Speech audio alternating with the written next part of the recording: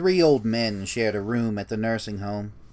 Their room had only one window, but for them it was the only link to the real world.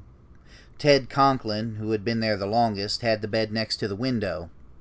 When Ted died, the man in the next bed, George Best, took his place, and the third man, Richard Green, took George's bed.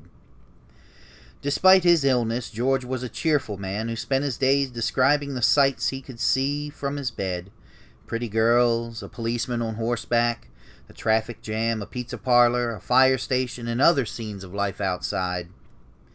Richard loved to listen to George, but the more George talked about life outside, the more Richard wanted to see it for himself. Yet he knew that only when George died would he have his chance. He wanted to look out that window so badly that one day he decided to kill George.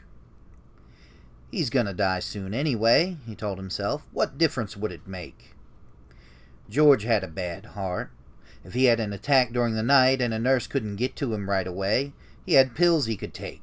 He kept them in a bottle on top of the cabinet between his bed and Richard's. All Richard had to do was knock the bottle to the floor where Richard couldn't reach it. A few nights later, George died just as Richard had planned he would, and the next morning Richard was moved to the bed by the window. Now he would see for himself all the things outside that George had described.